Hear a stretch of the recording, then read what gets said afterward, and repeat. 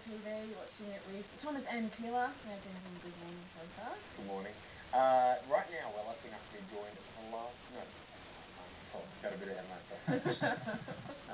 But at least you know I was sad.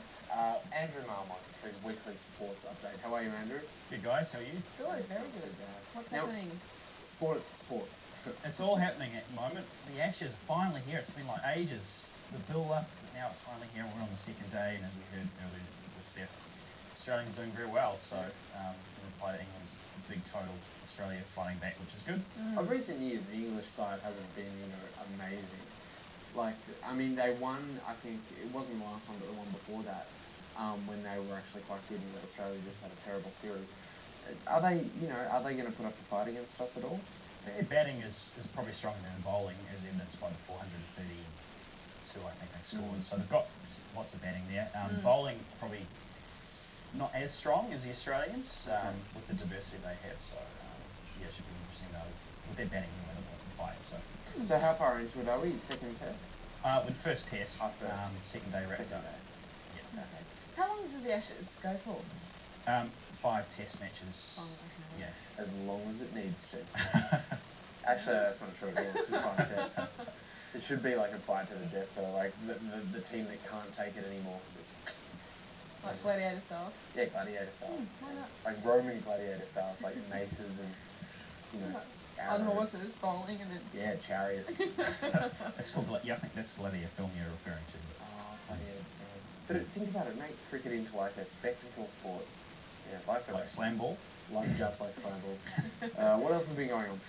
Well, I want to touch on something that's probably forgotten at the moment, which is the Under-19 Basketball World Championships. How would that have been forgotten? I know. Well, it's not today because I bring it up. And the Australians and the USA, they're both in the quarterfinals, but they're predicted to sort of come on, and sort of like be the favourites. So I think just with that issue, Australia's, they always seem to have very good development, with the under-19 sides, and they seem to put a lot of resources into the rise of their younger youth teams, and I think you see it across the park with Australian sport in general. So once more, we just see evidence of it. But they do seem to have really good development programs actually for up and coming or rising stars through the sport, so that's good. So what happens once they get older than 19? Do they just drop away? Like, are they? That's it. That's your career. You can't go any more sides. Well, I guess like some sick sort of. Did you ever watch Logan's Run where they can't age after the age of 30? Oh really? Yeah, like a weird sci-fi. Yeah. Sorry, what were you going to say? Well, from there they would probably be selected for their Australian, their sort of basketball, like their state sides if they want to go overseas, depending on how good they are. Stick with us, Andrew. We've got more sports update right after this. No, don't you go anywhere. So right there. See just exactly what happened. It actually wasn't the white line at all. It was just a touch of wheels. But once you're going around a corner in a damp condition like this, as soon as you touch your brake...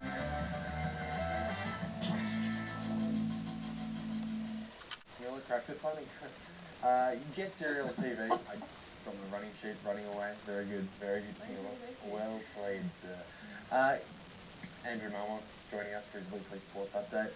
Now, we were just talking about, what were we just talking about? The Under-19s basketball. Under-19s basketball. How could you forget? How could I forget that? It's the most newsworthy item today. Now, there's the gymnastics also coming up, I believe.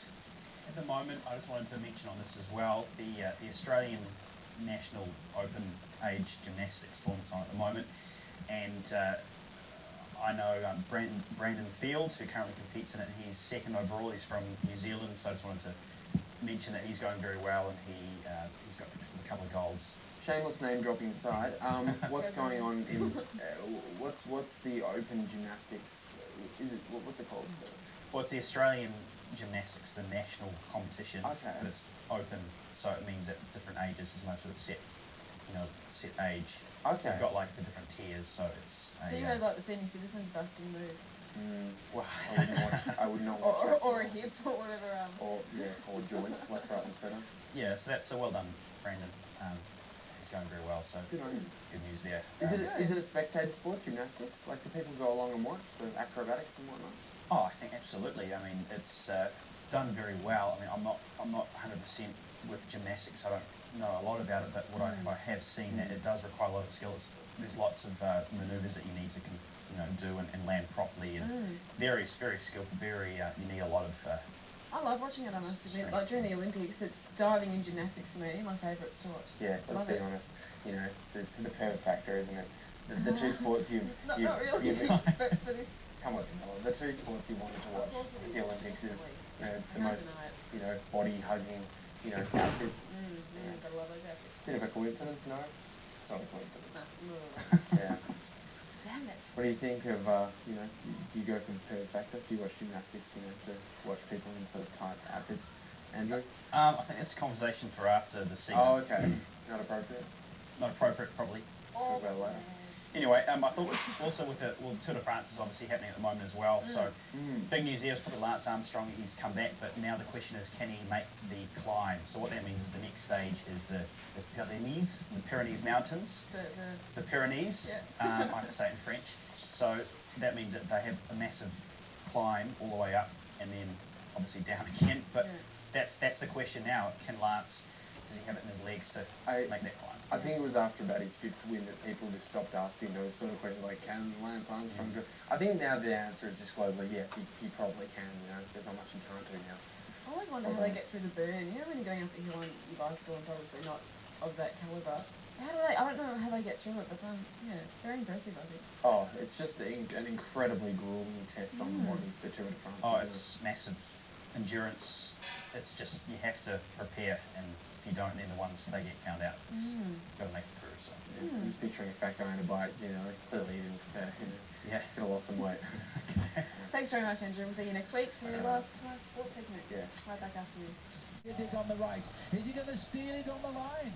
Well, there you can see Oscar Freire looking over his shoulder. You can see the big face of Thor Hushovd. They're waiting for the final moment to kick, but it looks as if Phil, you went just a little bit too early there, Phil. And there's a move on the far right of the road here, and I don't know if Freire is going to come out a third wheel and take it. Even Cadel Evans is trying to make something here. Now Freire goes, and it is Thor Hushovd who's going to challenge him for the line.